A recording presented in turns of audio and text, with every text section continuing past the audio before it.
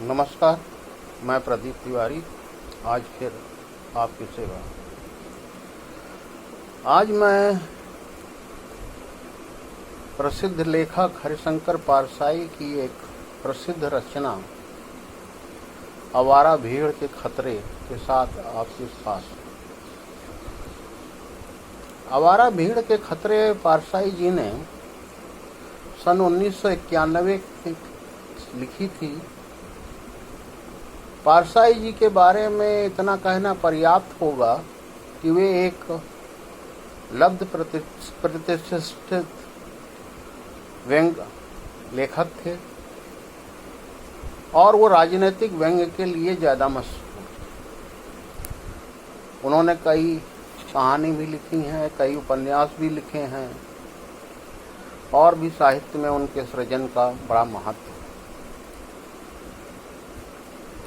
ये जो उनका व्यंग्य है उसके पुनर्पाठ के पहले मैं कुछ चीज़ों को साफ करना चाहूँगा कि किन परिस्थितियों में मैं इस व्यंग्य का पुनर्पाठ करने की सोचा।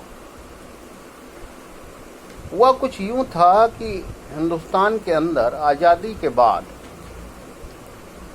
लगभग 1.5 दशक तक तो सब कुछ सही चलता रहा, लेकिन उसके बाद समाजवादियों और संघियों की सत्ता के प्रति बढ़ती भूख ने राजनीति के अंदर एक जो ईमानदार माहौल था वो खत्म होना शुरू हुआ और उसका प्रभाव ये पड़ा कि सन 80 आते आते ब्यूरोक्रेसी के भीतर और कई दूसरे तबकों के भीतर ईमानदारी धीरे धीरे खत्म हो गई और धीरे धीरे ये पूरा का पूरा हमारा देश एक तरह से आवारगी के दौर में चला गया। 91 में पारसाई जी ने इस रचना को लिखा था। वर्तमान सत्ता तंत्र से उनका कोई सरोकार नहीं था, लेकिन ये कहानी या व्यंग्य आज के माहौल में कितना माकूल हो जाता है और उसे क्यों बार बार पढ़ना चाहिए ये आप खुद समझ जाएंगे। तो मैं शुरू करता हूँ हरिशंकर पारसाई कृत आवारा भीड़ के खतरे का पुनर्पाठ। एक अंतरंग गोष्ठी सी हो रही थी युवा असंतोष का। इलाहाबाद के लक्ष्मीकांत वर्मा ने बताया कि पिछली दिवाली पर एक साड़ी की दुकान पर कांच के केस में सुंदर साड़ी से सजी एक सुंदर मॉडल खड़ी थी। एक युवक ने एकाएक पत्थर उठाकर उस पर दे मारा। कांच टूट गया। आसपास के लोगों ने पूछा, तुमने ऐसा क्यों किया? उसने तमतमाए चेहरे से जवाब दिया, हरामजादी बहुत खूबसूरत। हम 4-5 लेखक चर्चा करते रहे कि लड़के के इस कृत्य का कारण क्या है, क्या अर्थ है, ये कैसी मानसिकता है, ये मानसिकता क्यों बनी। 20वीं सदी के उत्तरार्ध में ये सवाल दुनिया भर में युवाओं के बारे में उठ रहे हैं, पश्चिम से संपन्न देशों में भी और तीसरी दुनिया के गरीब देशों में। अमेरिका से आवारा हिप्पी और हरे राम और हरे कृष्ण गाते अपनी व्यवस्था से असंतुष्ट युवा भारत आते हैं। भारत का युवा लालायित रहता है, चाहे चपरासी का नाम मिले, अमेरिका में रहो। स्टेटस जाना यानी 24 घंटे गंगा नहाना है, ये अपवाद है। भीड़ की भीड़ उन युवकों की है जो हताश, बेकार, क्रुद्ध हैं। संपन्न पश्चिम के युवकों के व्यवहार के कारण भिन्न हैं। सवाल है, उस युवक ने सुंदर मॉडल पर पत्थर क्यों फेंका? हरामजादी बहुत खूबसूरत है या उस गुस्से का कारण क्यों? वह कितनी सुंदर है, ऐसा इस तरीके की युवक क्यों नहीं कहते?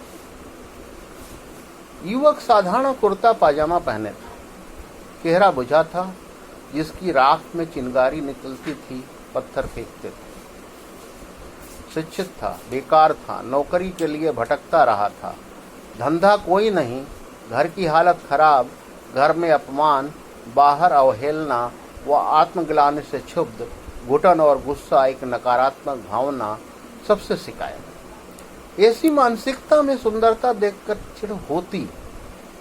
खिले फूल बुरे लगते हैं, किसी के अच्छे घर से घृणा होती है, सुंदर कार पर थूकने का मन होता है, मीठा गाना सुनकर तकलीफ होती है, अच्छे कपड़े पहने खुशहाल साथियों से विरक्ति होती है। जिस भी चीज में खुशी, सुंदरता, संपन्नता, सफलता,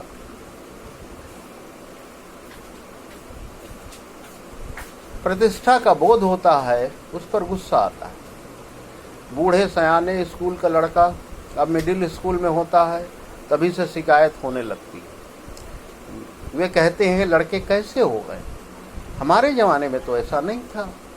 हम पिता, गुरु, समाज के आदरणीयों की बात सिर झुका कर मानते थे।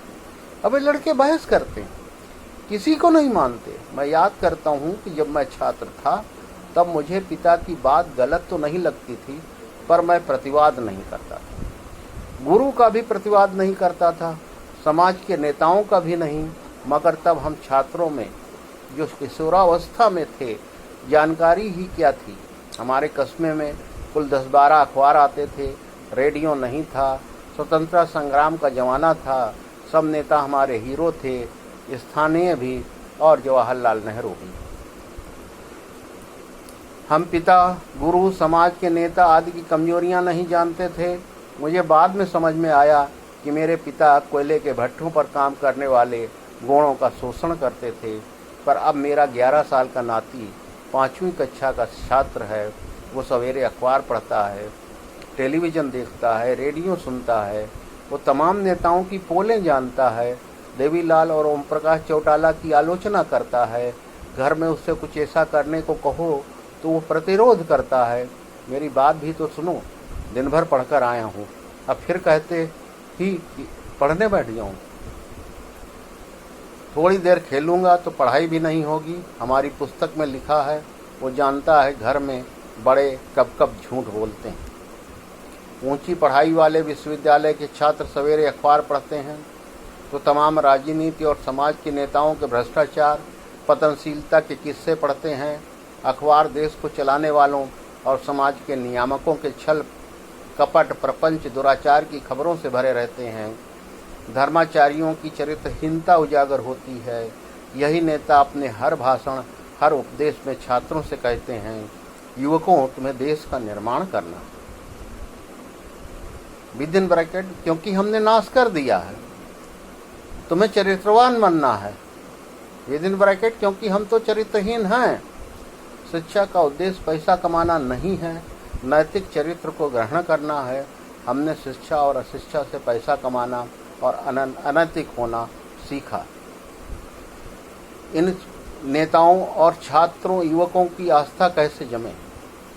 छात्र अपने प्रोफेसरों के बारे में सब जानते हैं, उनका ऊंचा वेतन लेना, पढ़ाना नहीं, उनकी गुटबंदी, एक दूसरे की टांग खींचना, नीच कृत्य, द्वेष छात्रों को फेल करना, पक्षपात, छात्रों का गुटबंदी में उपयोग। छात्रों से कुछ नहीं छिपा रहता। अब वे घरेलू मामले जानते हैं। ऐसे गुरुओं पर छात्र कैसे आस्था जमाएं? ये गुरु कहते हैं छात्रों को क्रांति करना है। वे क्रांति करने लगे तो पहले अपने गुरुओं को साफ करेंगे। अधिकतर छात्र अपने गुरु से नफरत करते हैं। बड़े लड़के अपने पिता को भी जानते हैं। वे देखते हैं कि पिता का वेतन 7,000 है, पर घर का ठाट 8,000 रुपये का है। मेरा बाप घूस खाता है, मुझे ईमानदारी के उपदेश देता है। हमारे समय में लड़के लड़कियों के लिए सूचना और जानकारी के इतने माध्यम खुले हैं कि वे सब क्षेत्रों में अपने से बड़ों से के बारे में सब कुछ जानते हैं। इसलिए युवाओं से ही नहीं, बच्चों तक से पहली के तरह की अंधभक्ति और अंध आज्ञाकारिता की आशा नहीं की जा सकती। हमारे यहाँ नानी ने बहुत पहले कहा था, प्राप्ते सुख 16 वर्षे पुत्र मित्र समाचरित। उनकी बात की जा सकती है, उन्हें समझाया जा सकता है। कल परसों मेरा 12 साल का नाती बाहर खेल रहा था। उसकी परीक्षा हो चुकी थी और एक लंबी छुट्टी है। उससे घर आने के लिए उसके चाचा ने 2-3 बार कहा, डांटा। वह आ गया और रोते हुए चिल्लाया, हम क्या करें, ऐसी तैसी सरकार की जिसने छुट्टी कर दी। छुट्टी काटना उसकी समस्या है, वो कुछ तो करेगा ही, दबाओगे तो विद्रोह कर देगा। जब बच्चे का ये हाल है तो किशोरों और तरुणों की प्रतिक्रियाएं क्या होंगी। युवक युवतियों के सामने आस्था का संकट है। सब बड़े उनके सामने नंगे हैं, आदर्शों, सिद्धांतों, नैतिकताओं की धज्जियां उड़ते हुए देखते हैं। वे धूर्तता, अनैतिकता, बेईमानी, नीचता को अपने सामने सफल एवं सार्थक होते देखते हैं। मूल्यों का संकट भी उनके सामने है। सब तरफ मूल्य विहीनता ही उन्हें दिखती है, बाजार से लेकर धर्म स्थल तक। वे किस पर आस्था जमाएं और किसके पद चिन्हों पर चले, किन मूल्यों को माने। यूरोप में दूसरे महायुद्ध के दौरान जो पीढ़ी पैदा हुई उसे लास्ट जनरेशन का मतलब खोई हुई पीढ़ी का कहा जाता है। युद्ध के दौरान अभाव, भुखमरी, शिक्षा, चिकित्सा की ठीक व्यवस्था नहीं। युद्ध में सब बड़े लगे हैं तो बच्चों की परवाह करने वाले नहीं। बच्चों के बाप और बड़े भाई युद्ध में मारे गए। घर का, संपत्ति का, रोजगार का नाश हुआ, जीवन मूल्यों का नाश हुआ। ऐसे में बिना उचित शिक्षा, संस्कार, भोजन, कपड़े के विनाश और मूल्यहीनता के बीच जो पीढ़ी बनकर जवान हुई, तो खोई हुई पीढ़ी जिसके पास निराशा, अंधकार, असुरक्षा, अभाव, मूल्यहीनता के सिवाय कुछ नहीं था। विश्वास टूट गए थे। यह पीढ़ी निराश, विध्वंसवादी, अराजक, उपद्रवी, नकारवादी हुई। अंग्रेजी लेखक जॉर्ज ओसबर्न ने इस क्रुद्ध पीढ़ी पर नाटक लिखा था जो बहुत पढ़ा गया और उस पर फिल्म भी बनी। नाटक का नाम लुक बैक इन एंगर। मगर यह सिलसिला यूरोप के फिर से व्यवस्थित और संपन्न होने पर भी चलता रहा।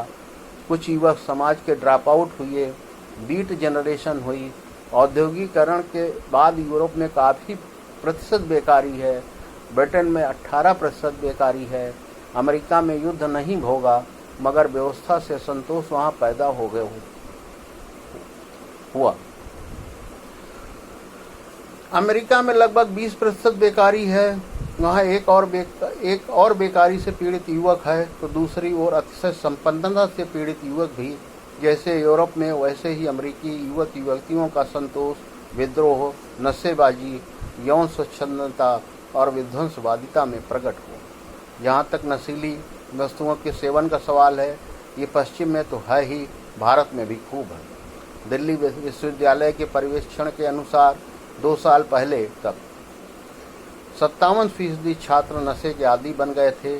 दिल्ली तो महानगर है, छोटे शहरों कस्बों में नशे आ गए हैं। किसी पान की दुकान में नशा हर जगह मिल जाता है। स्मैक और पॉट टॉफी की तरह उपलब्ध है।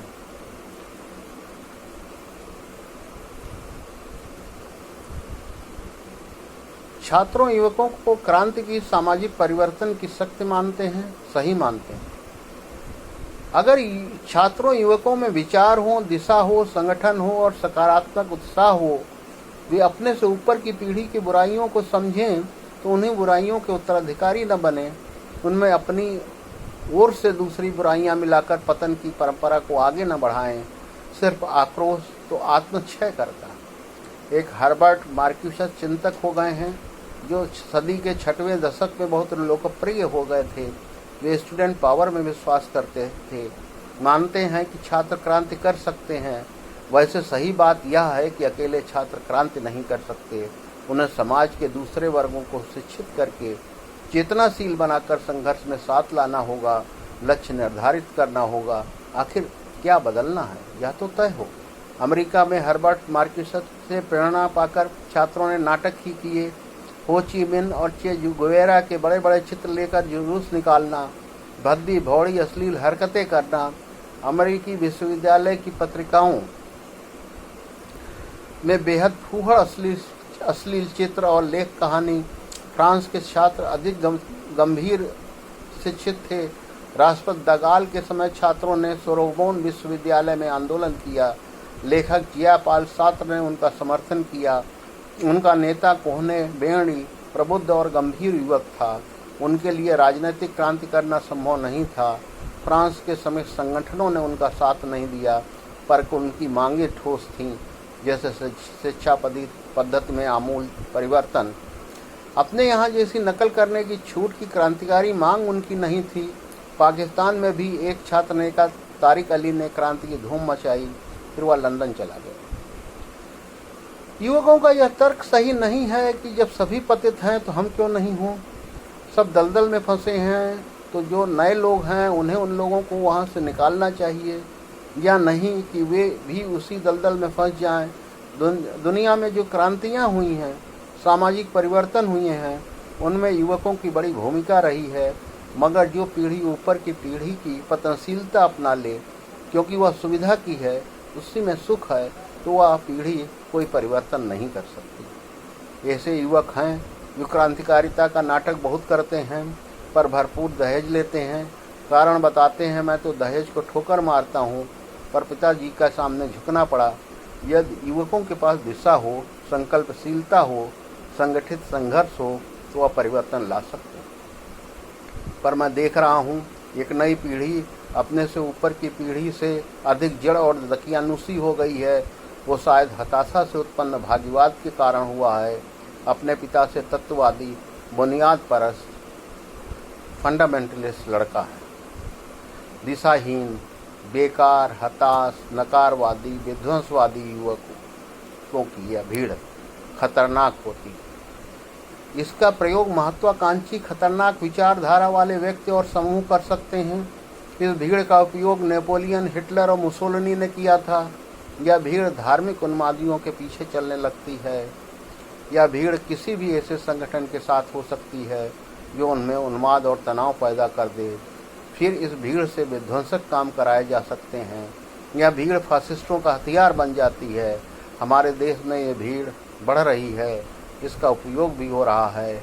आगे इस भीड़ का उपयोग सारे राष्ट्रीय और मानव मूल्यों के विनाश के लिए, लोकतंत्र के नाश के लिए करवाया जा सकता है। कहानी समाप्त होती है। अगर आपको ये वीडियो पसंद आया हो, ना आया हो, लेकिन मैं आपसे अनुरोध करूंगा कि आप इसको लाइक कीजिए, सब्सक्राइब कीजिए, घंटी का बटन दबाइए और अपने सोशल मीडिया के मित्रों के मध्य में इसे शेयर कीजिए। धन्यवाद।